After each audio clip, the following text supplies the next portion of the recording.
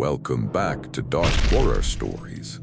In today's episode, I'm sharing 7 true disturbing stories from the deep woods of Michigan. These are tales of people who ventured into the forests and found something they were never meant to see.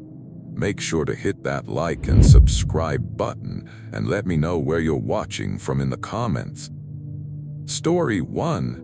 The Upper Peninsula has this quality to it that's hard to explain if you haven't spent time there. It's not just remote, plenty of places are remote. It's the way the forests seem to go on forever, how you can drive for an hour and see maybe 3 houses, how the trees press in so close to the 2-lane highways that it feels like driving through a tunnel. My Uncle Gerard owned 40 acres out near Bergland, inherited from his father who'd used it as hunting land back in the 70s. Gerard wasn't much for hunting himself, but he kept the property because the taxes were cheap, and he figured maybe one day he'd build a retirement cabin out there. I was 23 that summer, between jobs, and Gerard offered me $200 to drive up and check on the property. He'd heard from a neighbor, and neighbor up there means someone 5 miles down the road, that there might be people using the old logging trail that cut through his land. Squatters, maybe, or kids from Bergland looking for a place to party. He wanted me to walk the property line, make sure the no trespassing signs were still up, maybe take some photos to prove I'd actually gone. I drove up on a Thursday. It was late August, and I remember the weather being strange, not hot, not cold, just this flat gray temperature that made everything feel muted. The coffee I'd bought at the gas station in Wakefield tasted burnt, but I drank it anyway because I'd been driving since 4 in the morning. The turnoff to Gerard's property wasn't marked except for an old fence post with a faded orange ribbon tied to it. The 2-track road beyond it was overgrown enough that branches scraped both sides of my car. I parked in the clearing where Gerard's father used to park the truck during deer season. There was still a fire ring there, just a circle of blackened stones with a rusted grate across it. Someone had been there recently. I could tell because there were fresh tire tracks in the dirt, and the grass in the clearing was flattened like a vehicle had turned around. That part didn't worry me much. Gerard had said people might be using the trail. The property line started about 200 yards into the woods, marked by trees with faded orange paint. Gerard had said to follow the blazes counterclockwise, checking the signs every quarter mile or so. I'd brought my phone, a water bottle, and a flashlight even though I figured I'd be done by early afternoon. The forest was mostly birch and pine, the ground soft with decades of fallen needles. It was quiet in a way that felt intentional, like the woods were holding their breath. I found the first no trespassing sign about 10 minutes in. Someone had spray painted over it, not words, just black paint covering most of the letters. I took a photo for Gerard and kept walking. The next sign was fine. So was the one after that. By the 4th one, I'd settled into a rhythm, barely paying attention to anything except the orange blazes leading me deeper along the property line. That's when I saw the first structure. It was maybe 30 feet off the trail, built between 2 thick pines. At first I thought it was a deer blind, someone's old hunting platform. But as I got closer, I realized it wasn't built for hunting. It was more like a shelter, maybe 6 feet across, made from branches and bark woven together. The walls were tight enough that I couldn't see through them. There was an opening on one side, low to the ground, like you'd have to crawl to get inside. I stopped about 10 feet away from it. My first thought, I don't know why, was that it looked wrong for the season. Everything else in the forest was summer dry, but the branches in this structure looked fresh, the bark still damp and dark.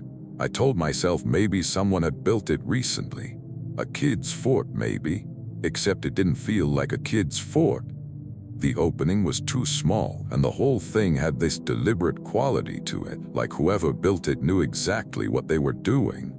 I should have taken a photo and kept walking. That's what Gerard had hired me to do, check the signs, not investigate weird structures in the woods. But I was curious. I circled around it, looking for any indication of who might have built it. That's when I saw the marks. They were carved into the bark of both pine trees, about chest height. Not words, symbols, I guess, though I couldn't tell you what they meant. They looked like stick figures, but wrong. Arms too long, heads misshapen. Some of them had been carved deep enough that sap had bled out and dried black around the edges. I don't know how long I stood there staring at them. Long enough that when I finally looked away, the light in the forest seemed dimmer than it had been. I took photos of the structure and the symbols, then backed away and got back on the trail. My mouth was dry even though I'd been sipping water the whole walk. I kept telling myself it was just teenagers, some dumb campout thing, nothing to get worked up about. But I couldn't stop thinking about how fresh those branches had looked. The next two signs were both spray-painted over. One of them had been torn down completely, lying in the underbrush like someone had ripped it off the tree. I was starting to think Gerard was right to be worried. This wasn't just kids. This felt intentional, like someone was marking the property as their own. I'd been walking for maybe 2 hours when I found the second structure. This one was bigger.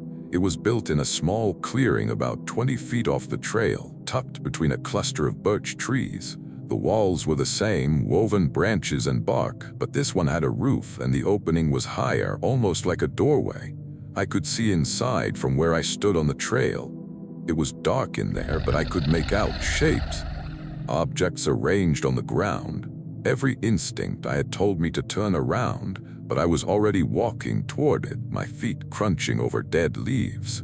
I told myself I just needed to see what was inside, just needed to confirm it wasn't anything dangerous, and then I'd leave and call Gerard and tell him to report it to the sheriff. The objects inside were bones, not human. I'm pretty sure they were deer bones, maybe some smaller animals. They'd been arranged in patterns, circles within circles, some of them tied together with what looked like dried grass. There were other things too. Feathers, bundles of sticks bound with twine, a rusted knife stuck point first into the dirt. The smell inside was overwhelming, this thick organic rot that made me gag. I backed out fast, my heart hammering. That's when I heard it. A voice, distant, coming from somewhere deeper in the woods. It sounded like someone calling a name, but I couldn't make out the words. The tone was wrong, though too flat, too measured. It didn't sound like someone actually trying to get someone's attention. It sounded like someone practicing. I stood there frozen, listening. The voice called again, and this time I was sure it was closer. I couldn't tell what direction it was coming from. The forest does that sometimes, bounces sound around until you can't tell if something's ahead of you or behind you. I started walking back toward the trail, moving fast but trying not to run. I didn't want to run. Running felt like it would make things worse. That's when I saw the footprint. It was right in the middle of the trail, pressed deep into the soft dirt. A bare footprint, long and narrow, the toes splayed wide. There were no other prints around it, none leading up to it, none leading away, just that single print like someone had stepped there and then disappeared. I stood there staring at it, my brain trying to make sense of it. Maybe I'd walked past it earlier and hadn't noticed. Maybe it had been there the whole time, but I knew that wasn't true. I'd been watching the trail. I would have seen it. The voice called again, and this time it was close enough that I could almost make out the words. It sounded like my name. Not exactly my name, but close. Something with the same number of syllables, the same rhythm.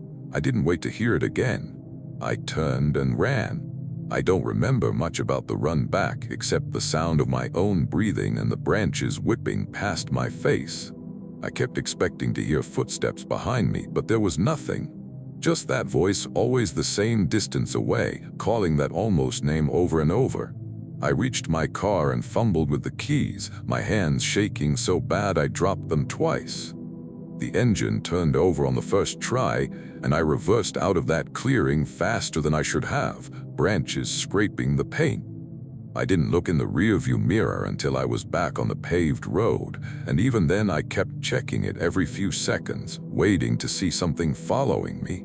I called Gerard when I got back to Wakefield, told him someone was definitely using his property, showed him the photos of the structures and the symbols. He wanted to call the sheriff, but I talked him out of it. I don't know why. Maybe because I didn't want to explain the footprint or the voice. Maybe because part of me didn't want anyone else going back there. Gerard sold the property 2 years later to a developer from Green Bay. I don't know what they did with it. I never went back to check. But sometimes, when I'm falling asleep, I still hear that voice calling something that's almost my name. Story 2. I've always been the kind of person who needs to understand how things work. Even as a kid, I'd take apart radios and alarm clocks just to see the pieces inside, drive my parents crazy leaving gears and springs all over the kitchen table. So when my girlfriend Hannah suggested we spend a weekend hiking the North Country Trail through the Manistee National Forest, I spent 2 weeks researching the route, printing maps, marking water sources, planning our campsites down to the mile. We started the hike on a Friday morning in early October. The trailhead was near Marilla, this tiny nothing of a town that's basically just a gas station and a post office. The woman at the gas station, her name tag said Deb, gave us this look when we told her where we were headed. Not unfriendly, exactly, just evaluating. She asked if we'd hiked the trail before, and when we said no, she mentioned that the section between Marilla and the Manistee River could get confusing. Lots of unmarked side trails, old logging roads that looked like they might be the main path but weren't. Hannah and I had been together for almost 3 years by then. She worked as a middle school art teacher, and I was doing freelance web design, which meant I spent most of my time staring at a screen. The hike was supposed to be a reset, a chance to disconnect and just exist in the woods for a couple days. We'd done weekend hikes before, trails in the Lower Peninsula, nothing too ambitious, but this felt different. The forest up there is older, denser. The trees grow close enough that even in October, with half the leaves already down, the canopy blocked out most of the sky. The first day went exactly according to plan. We covered about 8 miles, stopped for lunch by a creek whose name I can't remember, reached our planned campsite by late afternoon. The site was perfect. A small clearing with a fire ring and a view of a ravine dropping away to the west. We set up the tent, made dinner, sat by the fire until the temperature dropped and we couldn't feel our fingers anymore. Hannah fell asleep almost immediately, her breath fogging in the cold air. I stayed awake a little longer, listening to the sounds of the forest settling in for the night. The next morning we woke to fog so thick we could barely see 20 feet. It wasn't in the forecast.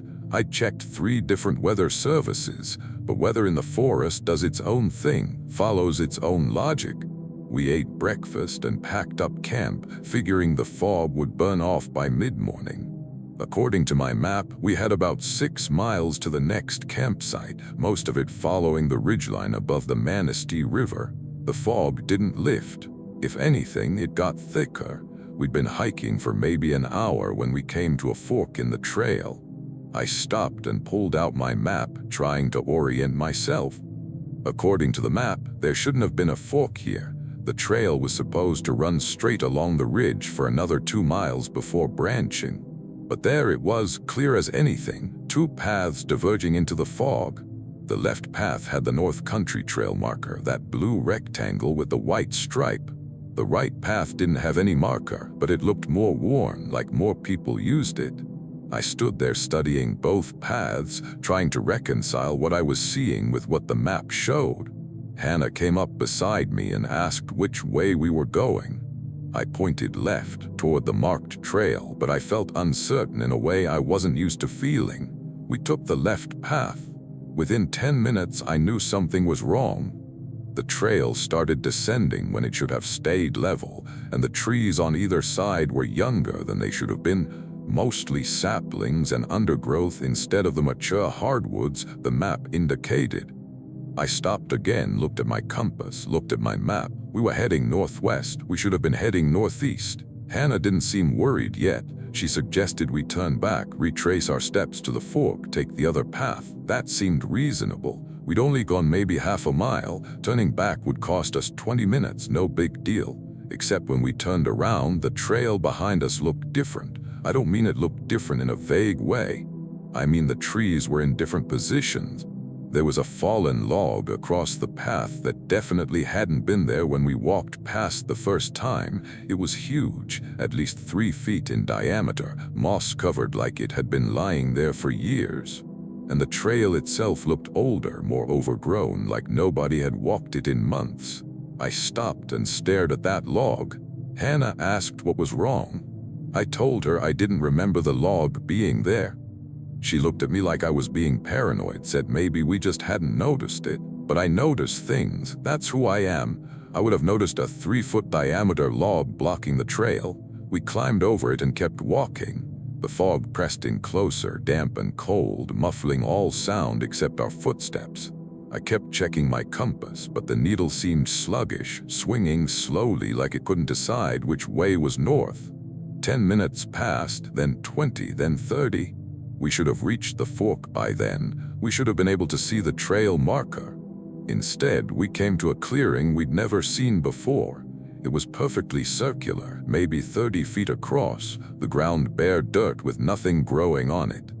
In the center of the clearing was a stone cairn, waist-high, built from smooth river rocks stacked in a spiral pattern. I'd never seen anything like it on any trail map or hiking guide. It looked old but also maintained, like someone came by regularly to make sure the rocks stayed in place. Hannah walked toward it. I called her name, told her to wait, but she didn't stop. She reached the cairn and stood there looking down at it, her hand outstretched like she was about to touch it. That's when I saw the bones. They were arranged around the base of the cairn in a circle, half buried in the dirt. Small bones, birds, maybe, or squirrels. They'd been there long enough that they were bleached white, but they were positioned deliberately, evenly spaced, like markers on a clock face. I told Hannah not to touch it. She pulled her hand back and looked at me, and for just a second her expression was blank, like she didn't recognize me.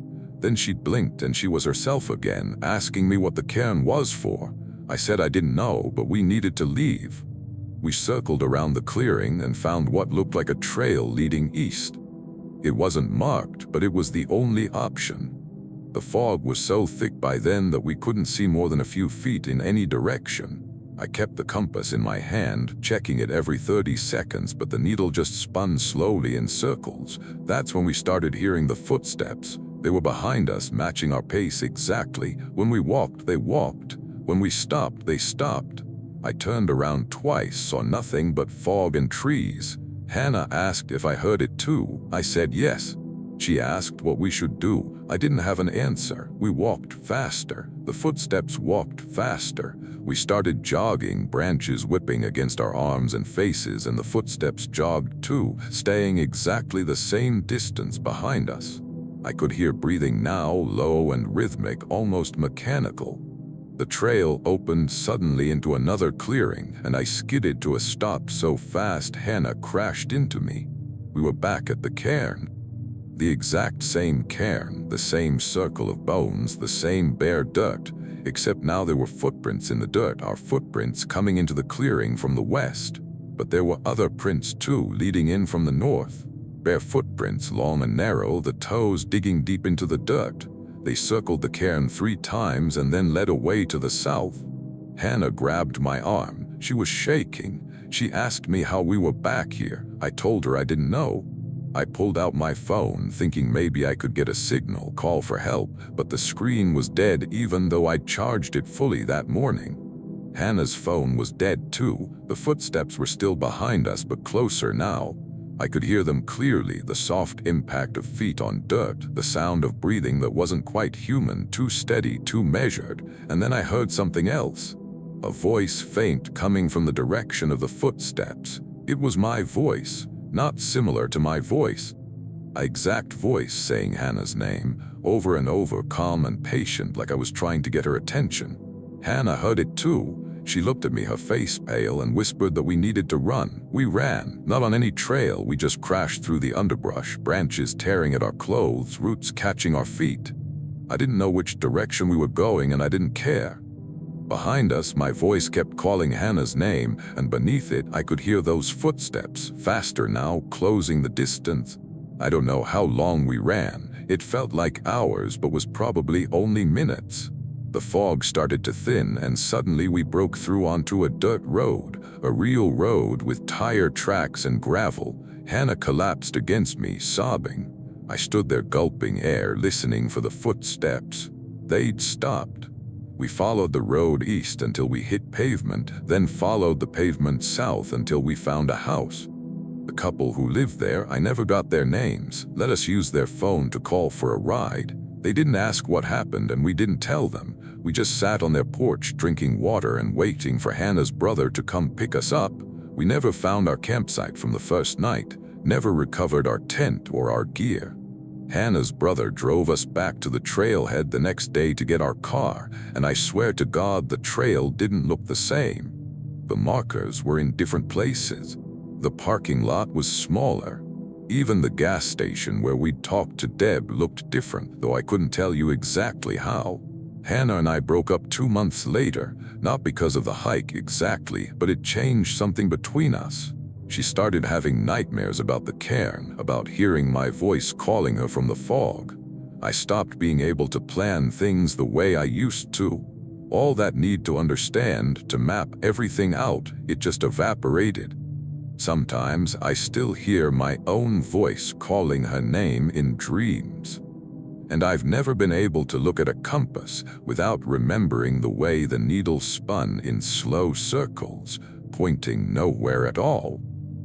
Story 3. My grandfather on my mother's side died when I was 15, and he left my mom a hunting cabin up near Grayling. I'd never been there, wasn't even sure where Grayling was until I looked it up on a map. The cabin had been in his family since the 30s, built by his father as a base camp during deer season. My mom wasn't interested in keeping it. She'd grown up in Detroit, never spent time in the woods, and the property taxes on 40 acres were more than she wanted to deal with. But she felt guilty just selling it outright without at least going up there once, seeing what shape it was in, going through whatever belongings her father had left behind. She asked me to go with her. I was 19 by then, home for the summer between my freshman and sophomore years at Central Michigan. I didn't have anything else going on, and the idea of a road trip sounded better than another week working the register at Home Depot. We drove up on a Tuesday in late June, the car loaded with garbage bags and boxes in case we needed to haul anything out. The cabin was about 12 miles outside Grayling, down a series of progressively worse roads until the last stretch was just 2 dirt ruts through the trees. The property wasn't marked. My mom had to navigate by memory of the directions her father had written down years ago. When we finally found it, I understood why nobody had bothered stealing anything. The cabin was tiny, maybe 15 feet by 20, with a sagging porch and windows so dirty they looked frosted. The clearing around it was overgrown, pine saplings and brambles encroaching from all sides. Inside smelled like mice and mildew. There was a wood stove, a card table, 2 folding chairs, and a cot with a rotted mattress. My grandfather's belongings amounted to a few boxes of old National Geographics, some rusted tools, and a filing cabinet full of property surveys and tax documents. My mom looked around with this expression like she was trying to remember if she'd ever been here as a kid and couldn't decide. I asked her if she had. She said once maybe when she was very young, she couldn't be sure. We spent the afternoon sorting through things, deciding what was worth keeping and what was trash. Most of it was trash. By evening, we'd filled 6 garbage bags and taped up 2 boxes of documents my mom wanted to look through later. She was exhausted. I could see it in the way she moved, slow and careful, like her joints hurt. She suggested we stay the night rather than drive back in the dark, then head out first thing in the morning. The cot was shot, but we had sleeping bags in the car. We could sleep on the floor, she said. It was just one night. I wasn't thrilled about it, but I said okay. We ate sandwiches we'd brought from town and drank warm Coke because there was no refrigerator. The sun set around 9, and the forest got dark in a way that city dark never is, total, complete, like the trees swallowed all the light. We had a flashlight and a Coleman lantern my mom found in one of the boxes. The lantern still worked, somehow the mantle's intact. We lit it and set it on the card table, and for a while it felt almost cozy, the two of us sitting there playing gin rummy with a deck of cards my mom had in her purse. Around 11, I stepped outside to pee off the porch. The forest was making noise, the usual cricket and frog sounds you'd expect, but beneath that there was something else. A rustling, rhythmic, like something moving through the underbrush. I stood there listening, my eyes adjusting to the dark. The moon was up, just a sliver, enough to see the outline of the trees against the sky. That's when I saw the figure. It was standing at the edge of the clearing, maybe 30 feet from the cabin. Tall and pale, with arms that hung too long, the hands brushing the tops of the ferns. It wasn't moving, just standing there facing the cabin, facing me. I called for my mom. She came to the door and I pointed, but by the time she looked, the figure was gone. She asked what I'd seen. I told her I thought maybe it was a person, someone wandering the property. She looked at me like she wasn't sure whether to believe me, then said maybe it was a deer. I didn't argue, but I knew what I'd seen. Deer don't stand like that. Deer don't have arms. We went back inside and I locked the door, even though the lock was flimsy and wouldn't stop anyone who really wanted in. My mom unrolled her sleeping bag on the floor near the wood stove. I unrolled mine on the opposite side of the room by the window. I left the lantern burning on the table. Neither of us said anything, but I could tell she was rattled too. I don't think I slept. I lay there listening to the forest sounds, and after a while I started noticing a pattern. Every few minutes there'd be a snapping sound, like someone stepping on a branch. It would come from a different direction each time, east, then south, then north. I told myself it was animals, raccoons or possums foraging, but the timing was too regular, too deliberate. Around 1 in the morning, I heard footsteps on the porch. They were slow and heavy, the boards creaking under weight. I lay frozen in my sleeping bag, staring at the door. The steps crossed the porch from left to right, then stopped. I waited for a knock or for the doorknob to turn, but nothing happened, just silence. Then the scratching started. It came from the wall behind me, low to the ground, like something dragging claws through the wood.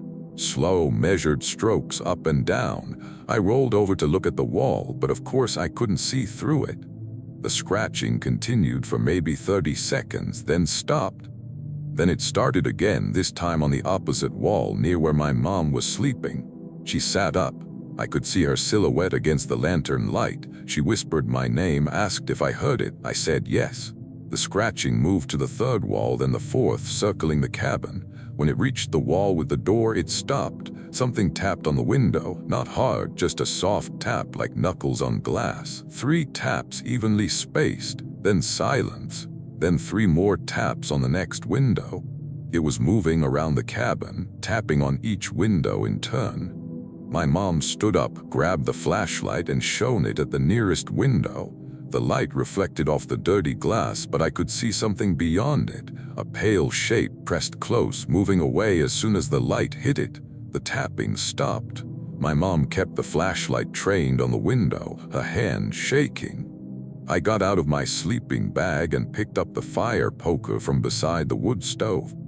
It felt stupid. What was I going to do with a fire poker? But it was better than nothing. We stood there for what felt like an hour listening.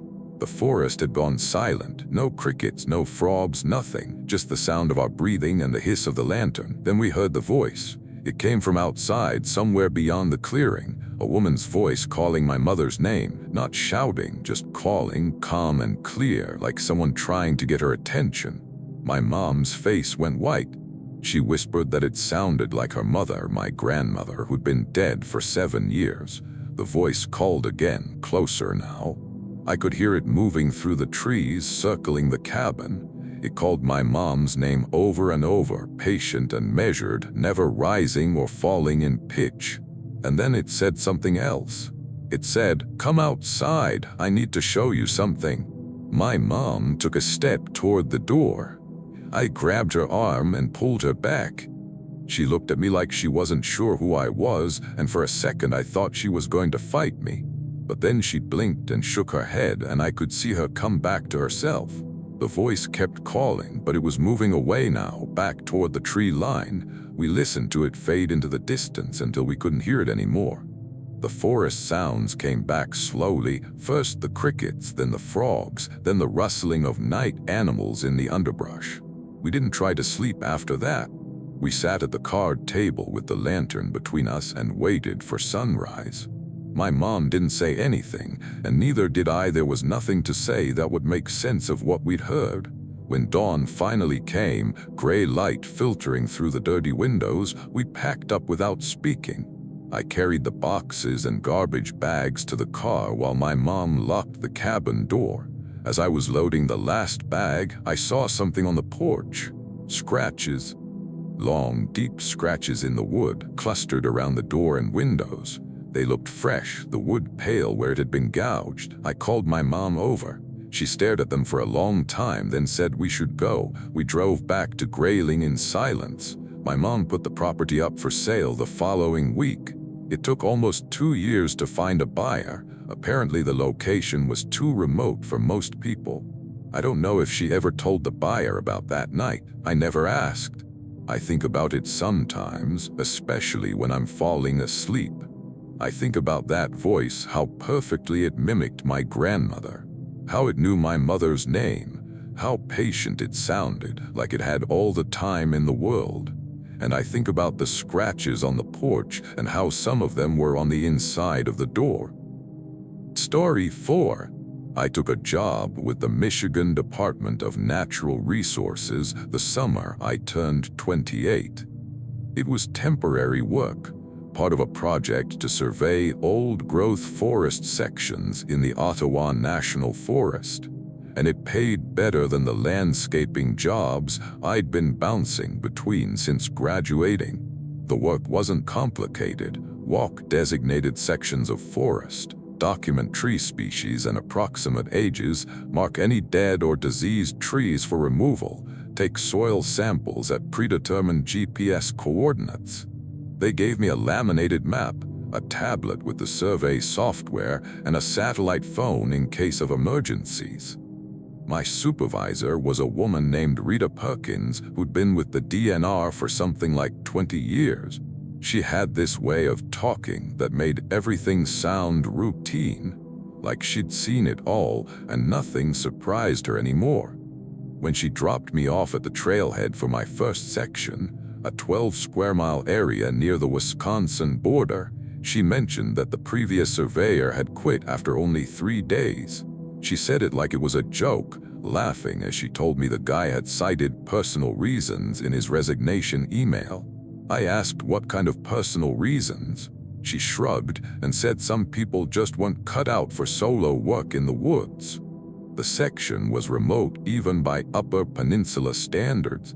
The nearest town was Watersmeet, about 18 miles south, and the nearest paved road was the 2-lane highway Rita had used to drop me off. From there, it was a 6-mile hike on an old logging road to the survey zone. Rita said she'd be back in 3 days to pick me up at the same trailhead. I had enough food and water for 4 days, just in case, and a tent rated for temperatures down to 20 degrees even though it was July. The hike-in was uneventful.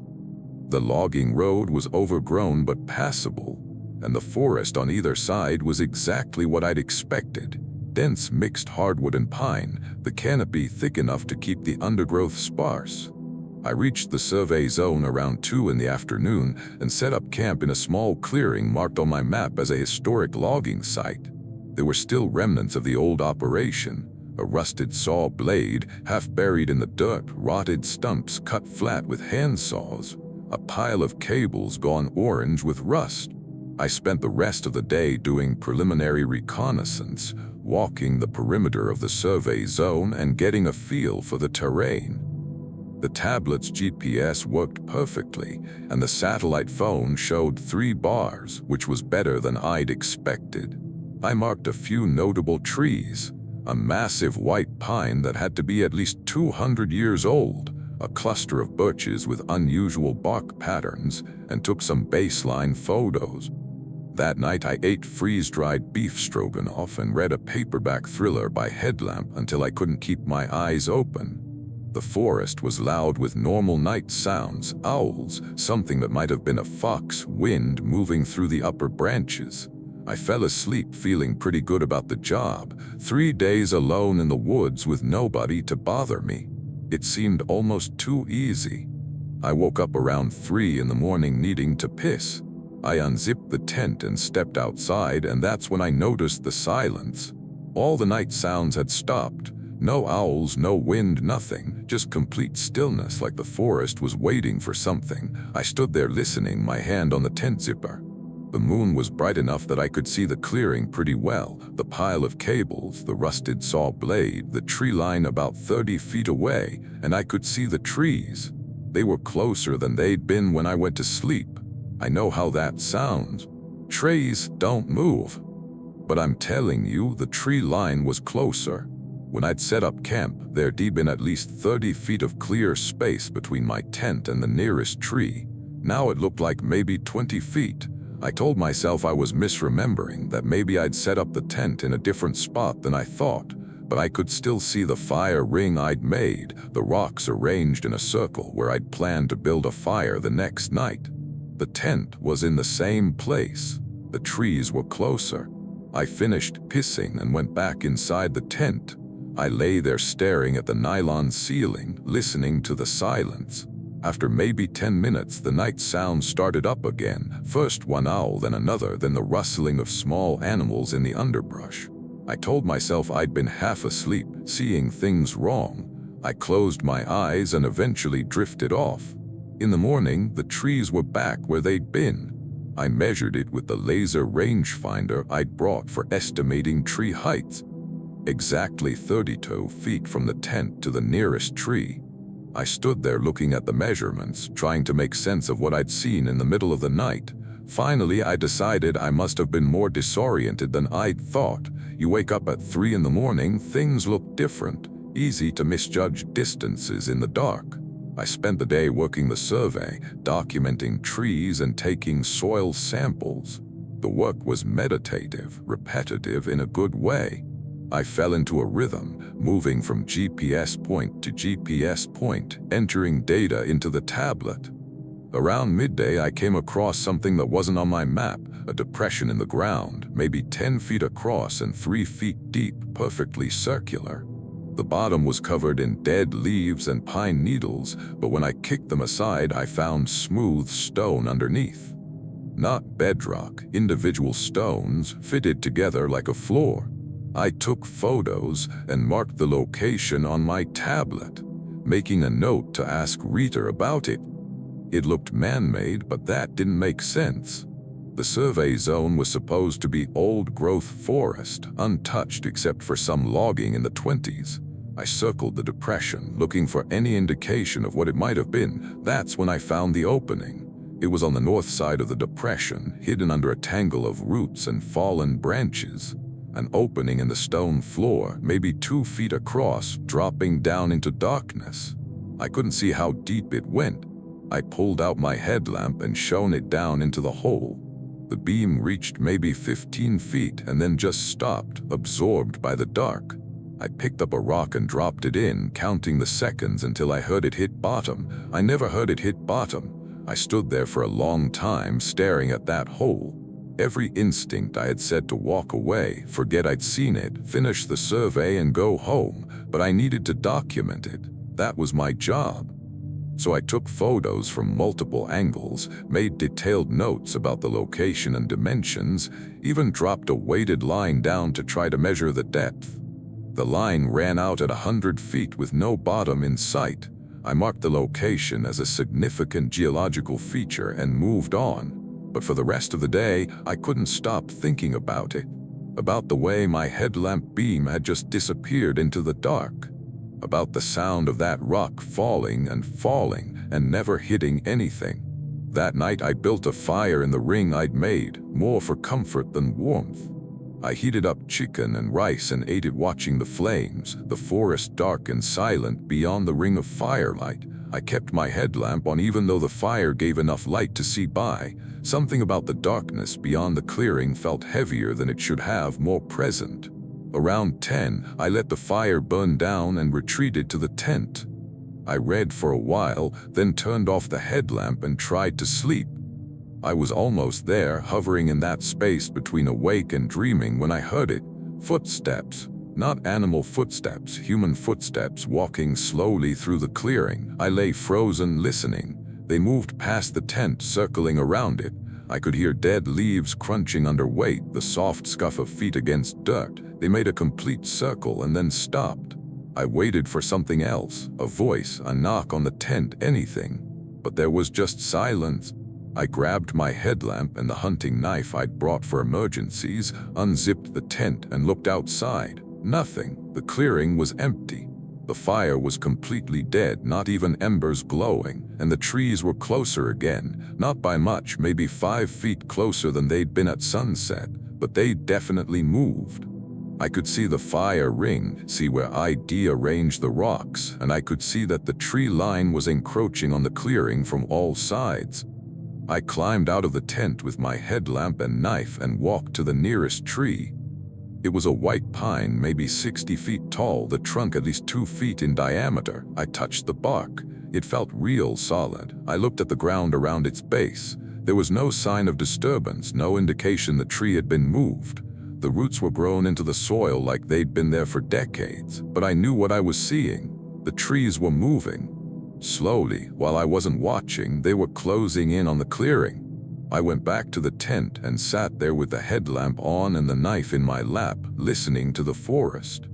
The normal sounds had stopped again. No owls, no wind, just that heavy, waiting silence. Around midnight, I heard the voice.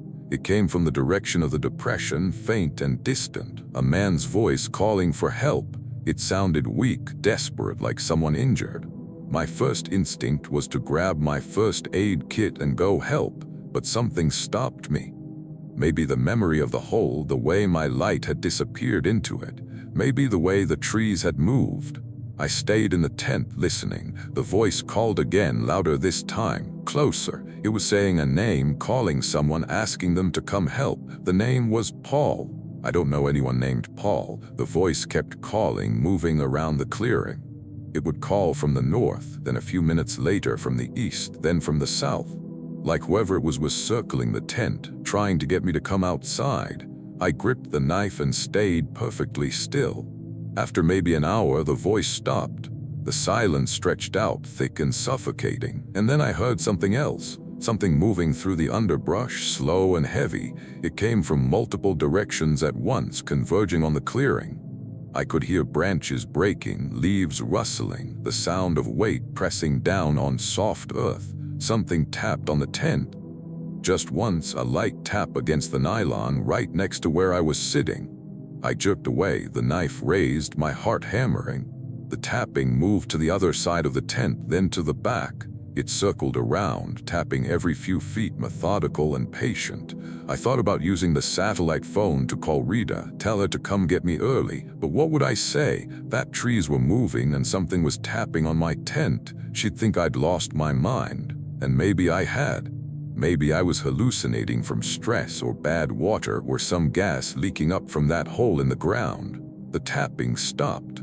The forest sounds came back slowly. I sat there until dawn, knife in hand, listening to every small noise. When the sun finally rose, I packed up my gear without bothering to finish the survey. I didn't care about the job anymore. I just wanted out of those woods. I shouldered my pack and started back toward the logging road, walking fast, not looking back. I was maybe half a mile from the clearing when I realized something was following me. I couldn't see it, but I could hear it. Branches breaking to my left, keeping pace with me. Every time I sped up, it sped up.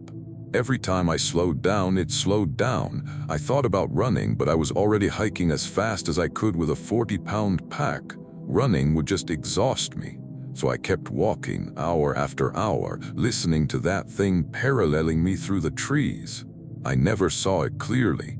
Just glimpses of something pale moving between the trunks, always at the edge of my vision. Once I thought I saw a face, long and narrow, watching me from behind a pine, but when I looked directly at it, there was nothing there. I reached the trailhead around 4 in the afternoon. Rita wasn't supposed to pick me up until the next day, but I called her on the satellite phone and told her I was done early, asked if she could come get me that evening. She sounded surprised but said she'd leave right away. I sat on a log at the trailhead and waited, my back to a tree so nothing could come up behind me. The forest was quiet. Whatever had been following me hadn't come out of the trees. Rita arrived around 6. She asked how the survey went. I told her I'd finished the preliminary work but needed more specialized equipment for the rest. She seemed to accept that. On the drive back to Watersmeet, she mentioned again that the previous surveyor had quit. I asked what his personal reasons had been. She was quiet for a minute, then said he'd claimed the trees were moving. She laughed when she said it, like it was the most ridiculous thing she'd ever heard. I didn't laugh. I just looked out the window at the forest sliding past, mile after mile of dense timber, and thought about that depression with the hole that had no bottom. Thought about the voice calling a name I'd never heard. Thought about something pale watching me from between the trees. I turned in my resignation the next day. Rita asked if I wanted to talk about it. I said no. She didn't push. Sometimes I wonder if anyone ever finished that survey. I wonder if the depression is still there, if that hole still drops down into darkness. And I wonder what would happen if someone fell into it. How long they'd fall before they reached something that wasn't just empty darkness. But mostly, I try not to think about it at all. Story 5. My sister Bethany got married in September to a guy named Trevor who grew up in Traverse City.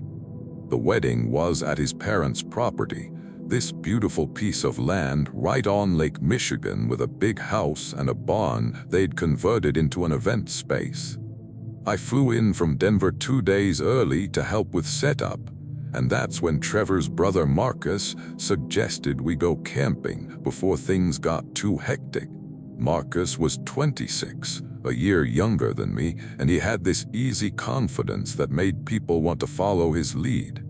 He said he knew a spot about 30 miles inland near the Platte River where he and Trevor used to camp as kids. Totally private, no official campground, just a clearing by the water. He had all the gear, would drive us there, and we'd be back in plenty of time for the rehearsal dinner. I'd never spent much time in Michigan, grew up in Colorado, loved the mountains, but had never really done East Coast wilderness. I figured why not? We left around noon on a Thursday, taking Marcus's Jeep down M22 and then onto progressively smaller roads until we were on a two-track that barely qualified as a road at all. The forest on either side was thick, mostly maple and beech, the leaves just starting to turn. Marcus drove like he knew every rock and rut by heart, not even slowing down for sections that looked completely washed out. The spot he talked about was exactly as advertised, a small clearing maybe 50 yards from the river, surrounded by old-growth trees with a fire ring someone had built from river stones. You could hear the water moving, fast and clear over rocks. Marcus said the property wasn't technically public land, but the owner was some lumber company that hadn't done anything with it in 50 years. As long as we didn't leave trash and put out the fire properly, nobody would care. We set up the tent, a big 4-person thing that Marcus said would be warmer than 2 separate tents, and spent the afternoon fishing. Neither of us caught anything, but it didn't matter.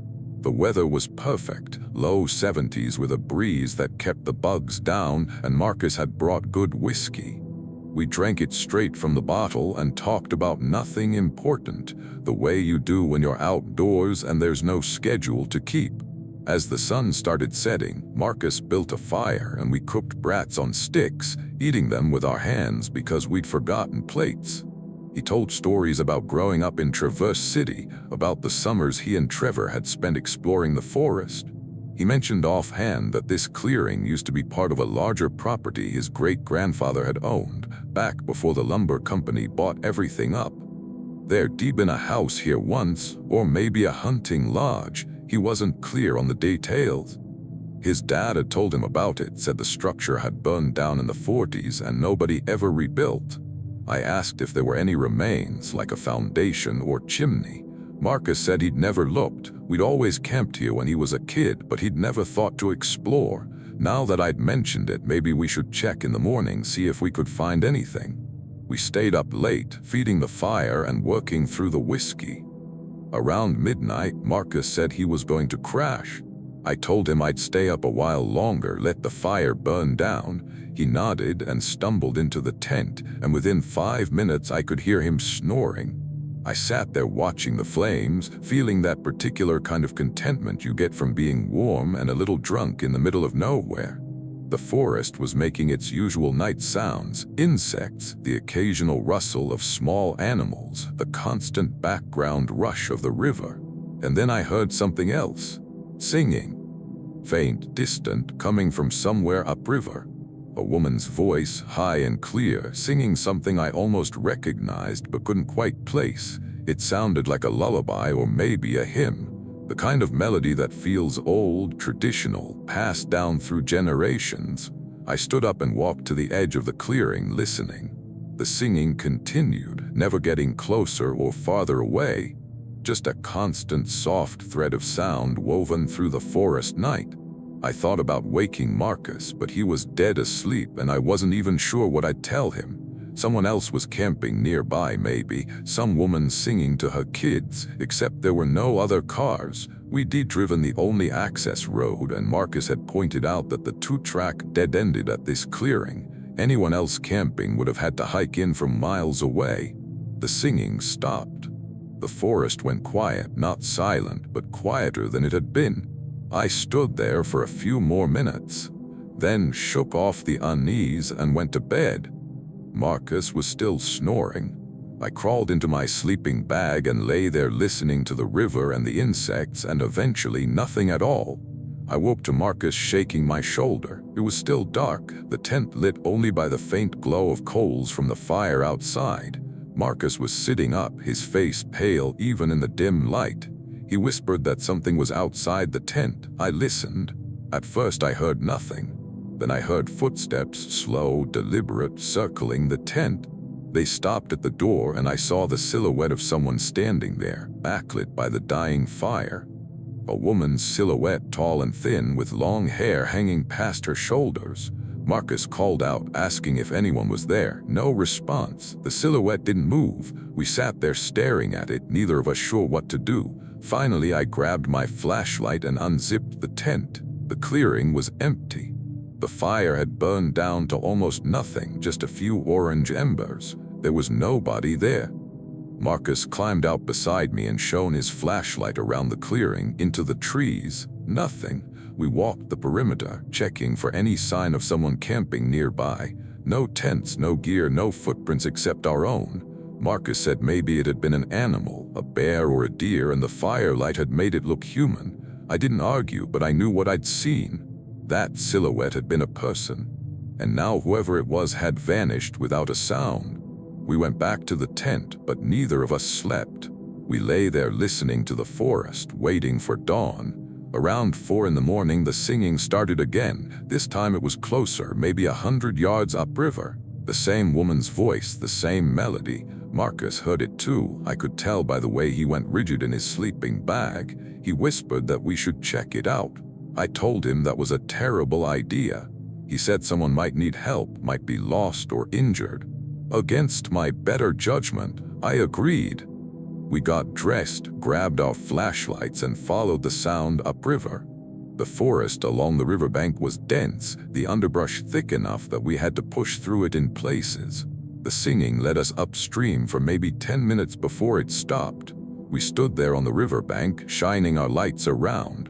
The water was faster here, rushing over a series of small rapids, and on the opposite bank, barely visible in the flashlight beams, I saw a structure.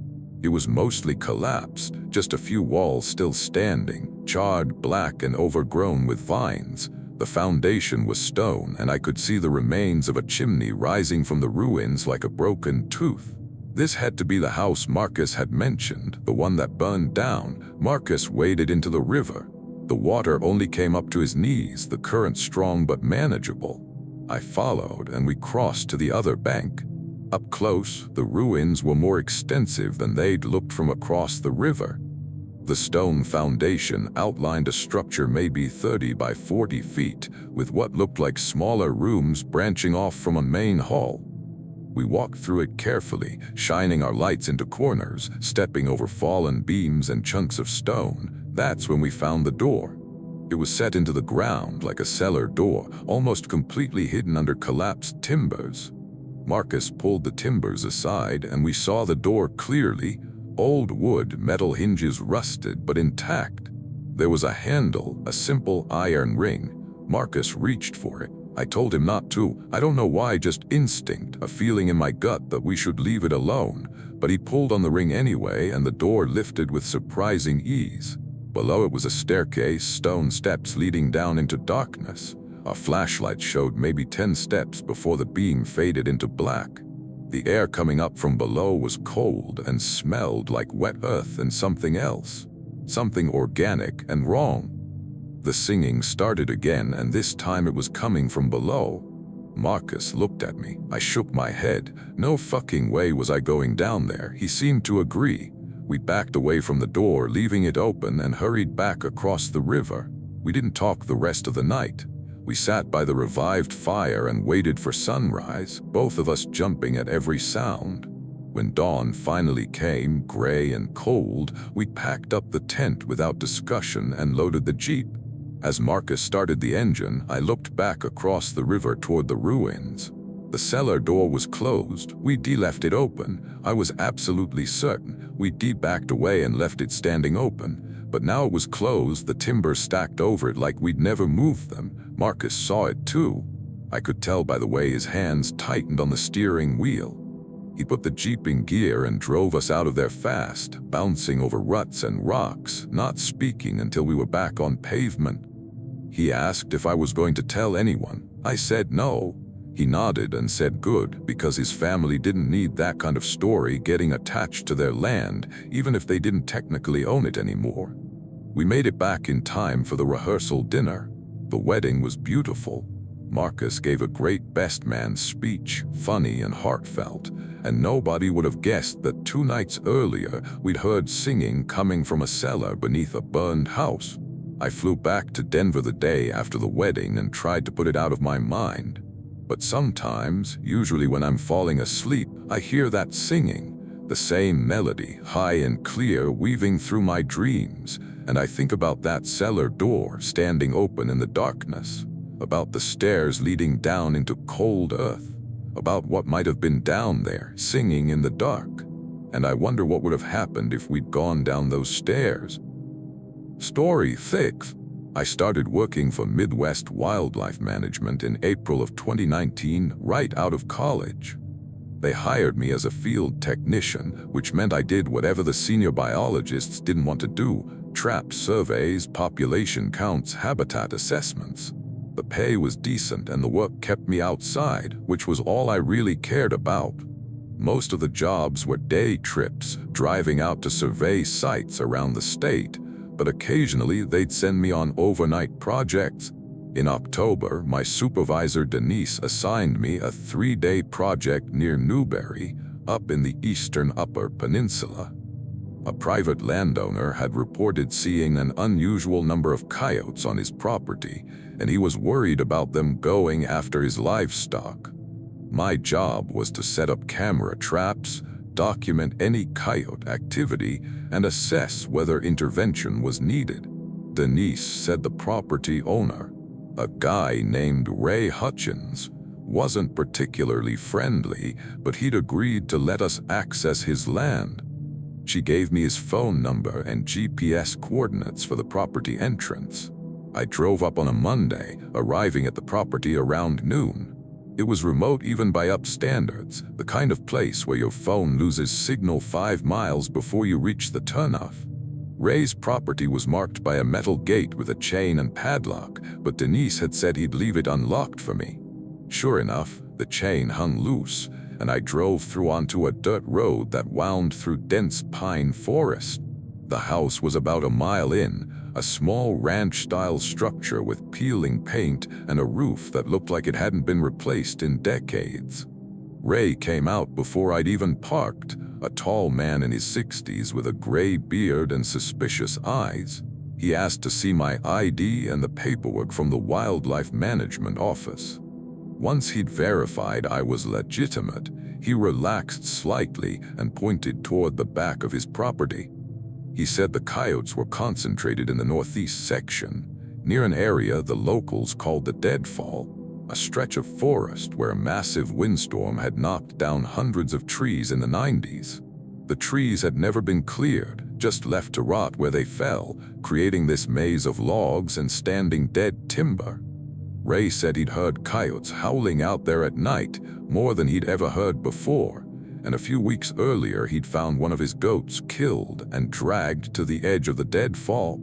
I told him I'd set up camera traps along the perimeter and check them over the next couple days. He said I could camp wherever I wanted on his property, just stay clear of the house and don't mess with his dogs. He had 3 big shepherd mixes that watched me with the same suspicious eyes as their owner. I spent the afternoon setting up cameras, placing them at likely coyote paths based on tracks and scat I found. The deadfall was exactly as Ray had described, a tangle of fallen timber, some of the logs so old they were crumbling into mulch, others still solid enough to climb on. It was disorienting to navigate, easy to lose your sense of direction. I marked my path with orange tape so I could find my way back. By evening, I'd placed 8 cameras in a rough perimeter around the deadfall. I set up my tent in a clearing about a quarter mile from the edge, close enough to monitor the cameras but far enough that I wouldn't disturb any wildlife moving through. I ate a cold dinner, a sandwich and an apple, and settled in to wait. Coyotes are most active at dawn and dusk, so I expected to hear them as the sun went down, but the forest stayed quiet. No howls, no yips, not even the rustle of small animals in the underbrush.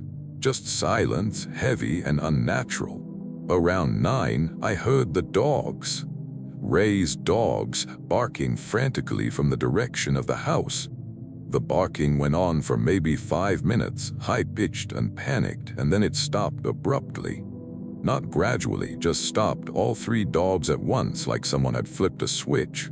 I sat there listening, my hand on the radio Denise had given me for emergencies. The silence stretched out. After about 10 minutes I heard something else. Footsteps, slow and deliberate, coming from the direction of the deadfall. Not coyote footsteps, too heavy, too measured. They moved through the fallen timber with purpose, like whatever was making them knew exactly where it was going. I turned on my headlamp and stood at the edge of the clearing, shining the beam toward the sound. The light caught the twisted shapes of fallen logs, the vertical spikes of dead trees, and movement, something pale low to the ground moving between the logs. I called out, asked if anyone was there. No response. The movement stopped. I kept my light trained on the spot where I'd seen it, but there was nothing now. Just logs and shadow. I backed toward my tent, not taking my eyes off the deadfall. The footsteps started again, closer now.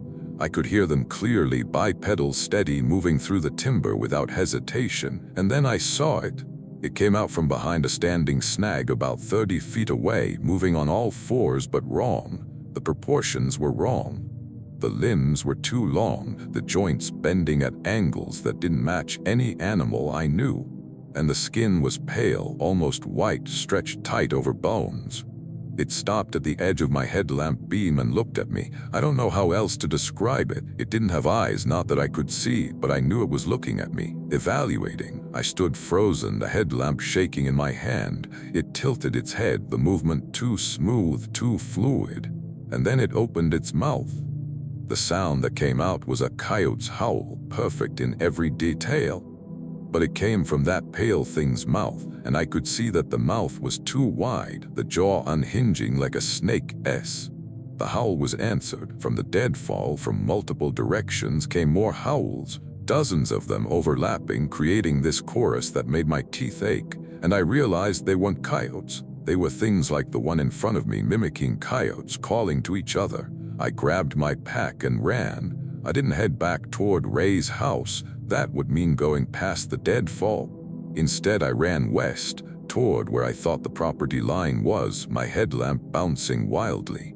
Behind me, I could hear them moving, crashing through the timber, howling in those perfect coyote voices. I ran for what felt like hours, but was probably only minutes. My lungs burned, my legs cramped, and I kept tripping over roots and fallen branches. At some point, I lost the headlamp, dropped it, or had it torn off, I don't know. I just kept running in the dark. I hit a fence, barbed wire, rusty, probably marking the edge of Ray's property. I climbed over it, tearing my jacket and cutting my hand, and kept going. The forest on the other side was different, the trees younger, the ground clearer. I could see moonlight through the canopy. The howling had stopped. I slowed to a walk, then stopped completely, bent over with my hands on my knees, trying to catch my breath. I listened for any sign of pursuit. Nothing.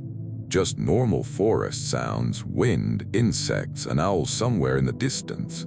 I walked through the night, using the stars to navigate roughly south. Around dawn, I hit a paved road and followed it east until I saw a house.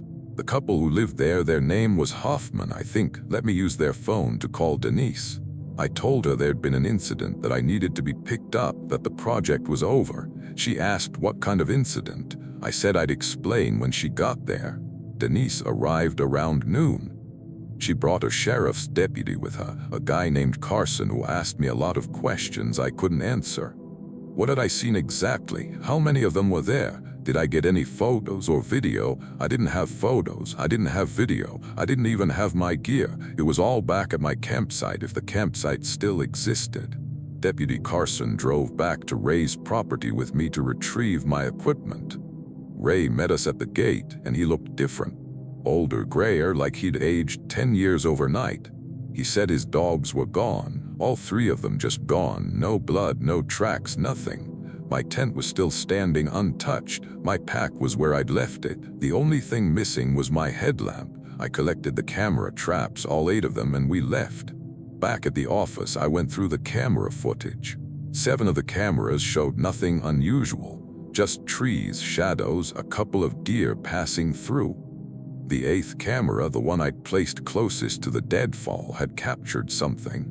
It was dark, the timestamp showing 9:47 p.m., right around when I'd heard the howling. The frame showed the edge of the deadfall, logs stacked in chaotic angles, and movement, something pale crawling over the logs, moving toward the camera.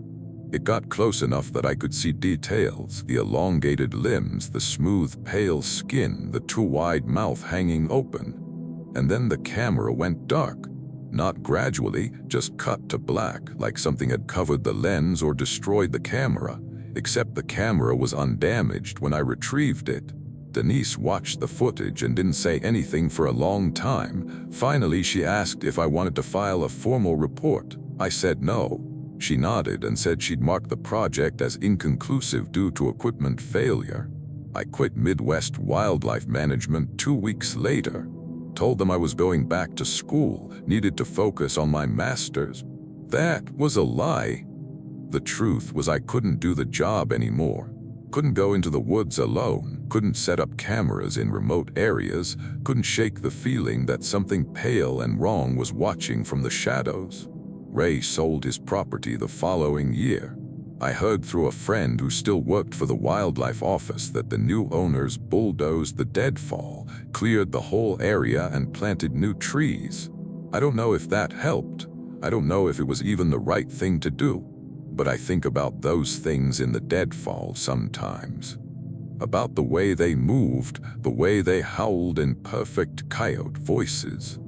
And I wonder what they really were, and whether they're still out there in Michigan's forests, mimicking things we recognize, calling to each other in the dark.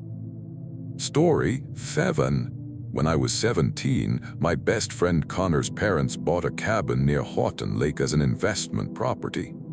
The plan was to rent it out to tourists in the summer and ice fishermen in the winter, but for the first few months they were still fixing it up, replacing windows, updating the plumbing, that kind of thing. Connor's dad asked if we wanted to spend a weekend there helping with some of the lighter work, painting and cleaning mostly. In exchange, he'd pay us each $100 and we could have the place to ourselves on Saturday night. It seemed like a good deal. We drove up on a Friday in November, Connor's beat-up Honda barely making it up the highway through a mix of rain and sleet. The cabin was about 2 miles from Houghton Lake itself, set back from the road on a wooded lot. It was small, maybe 900 square feet, with 2 bedrooms and a living area that opened onto a screened porch. The previous owners had left it in rough shape, water damage in 1 bedroom, holes in the drywall, a smell like mildew and dead mice. We spent Friday afternoon and most of Saturday working. Painted the bedrooms, patched the walls, scrubbed down the kitchen until our hands were raw. Connor's dad showed up around 4 on Saturday with pizza and beer. He wasn't strict about drinking as long as we didn't drive, and inspected our work. He seemed pleased. He said he'd head back to town, give us the place for the night, and pick us up Sunday morning. He reminded us the heat was electric and expensive, so keep the thermostat at 60 and use the fireplace if we got cold. After he left, Connor and I cracked open the beers and sat on the porch even though it was freezing. The woods around the cabin were mostly bare, the trees skeletal against a gray sky. We could hear the lake in the distance, waves slapping against the shore. Connor was in a good mood.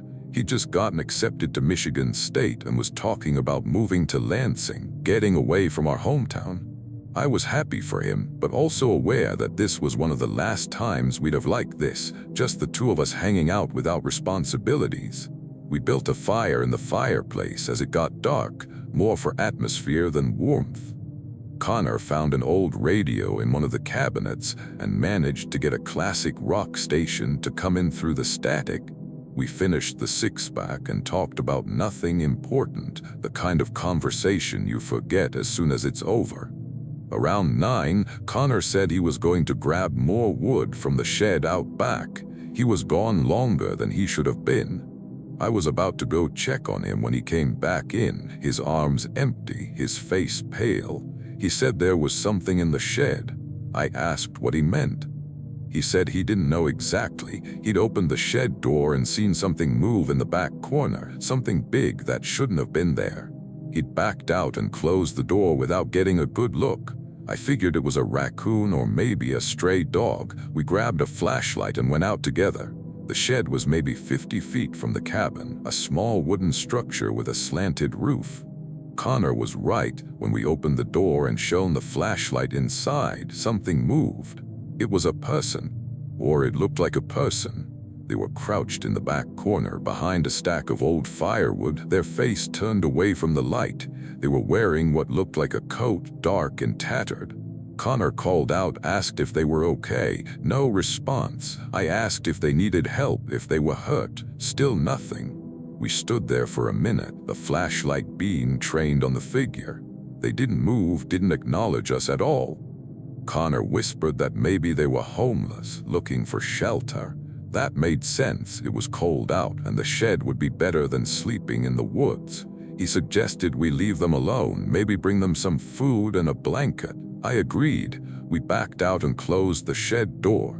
Back in the cabin, we made a couple sandwiches and found an old blanket in the closet. Connor was going to take them out to the shed, but I said I'd do it.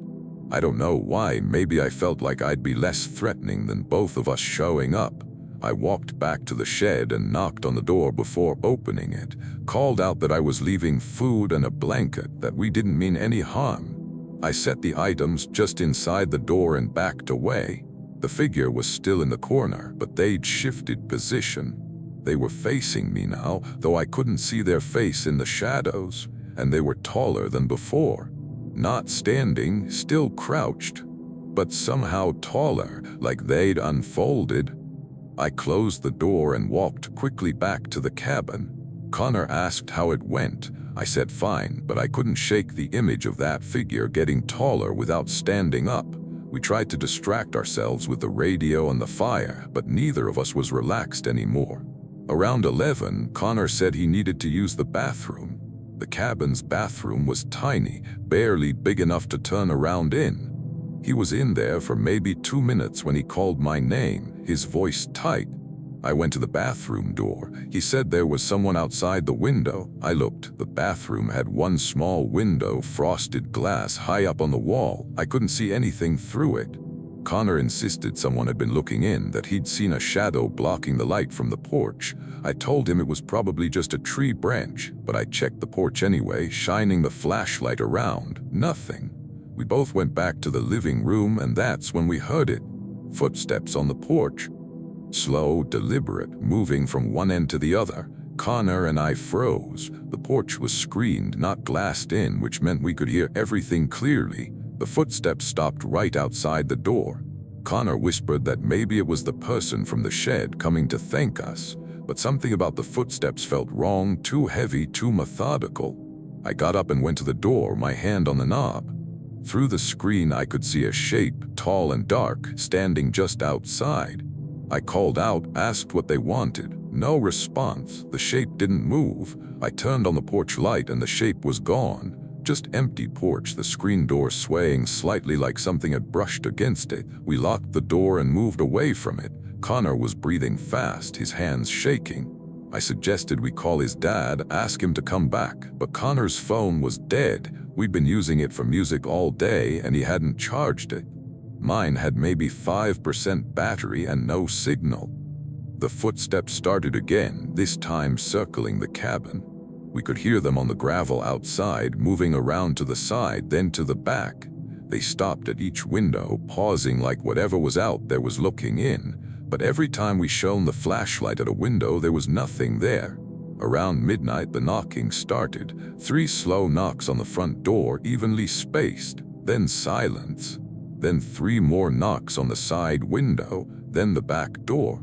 It was moving around the cabin, knocking 3 times at every door and window. Connor wanted to leave, get in his car and drive back to town, but I pointed out we'd both been drinking, not enough to be drunk, but enough that driving wasn't smart. And the idea of going outside, walking to the car while that thing was circling the cabin, felt worse than staying inside. So we stayed. We sat in the living room with the fireplace poker and a kitchen knife, listening to the knocking. It went on for hours.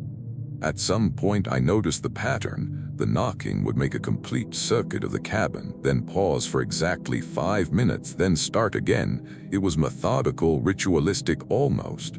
Connor asked what we should do if it tried to come inside. I didn't have an answer. Around 3 in the morning, the knocking stopped. The silence was worse somehow. We sat there listening to nothing, waiting for something to happen. And then we heard the voice. It came from right outside the front door, muffled but clear. A man's voice, deep and slow, saying Connor's name. Over and over, just his name, no other words. The voice was wrong, too flat, no inflection, like someone reading from a script. Connor stood up, the fireplace poker in his hand. He said that wasn't a person. I agreed. The voice kept calling his name, patient and measured, like it had all the time in the world. We didn't respond. We just sat there, weapons in hand, waiting for dawn. The voice eventually stopped. The silence returned. And we waited. When the sun finally came up, gray light filtering through the windows, we waited another hour before unlocking the door. We checked every window first, making sure nothing was visible outside. Then Connor opened the front door slowly, the poker raised. The porch was empty, so was the yard. We walked around the cabin, checking every side. No footprints in the soft ground, no signs that anyone had been there. The shed door was open, swinging slightly in the morning breeze. We approached it carefully and looked inside. Empty. No person, no tattered coat, nothing, just firewood and garden tools, but the sandwiches and blanket we'd left were gone. Connor's dad arrived around 9 to pick us up. He asked how the night went. We said fine. I don't think he believed us. We must have looked exhausted, jumpy, but he didn't push. We never told anyone what happened. Connor and I didn't even talk about it between ourselves. His parents ended up renting the cabin out for a few years, but eventually they sold it. Connor said they couldn't keep tenants. People would rent it for a week and leave after 2 days, complaining about noises at night. I haven't been back to Houghton Lake since that weekend. Connor moved to Lansing like he'd planned, and we drifted apart the way high school friends do. But sometimes I think about that night, about the footsteps circling the cabin, about the voice calling Connor's name in that flat, wrong tone. And I think about the figure in the shed getting taller without standing up. About how it was there one moment and gone the next, leaving only empty air and the memory of something that shouldn't have existed. I don't know what it was, and I'm glad I don't. Thanks for watching. If you enjoyed these stories, hit that like button and subscribe for more. Let me know in the comments which story unsettled you most, and share this with your friends who love a good scare. Until next time, stay safe out there.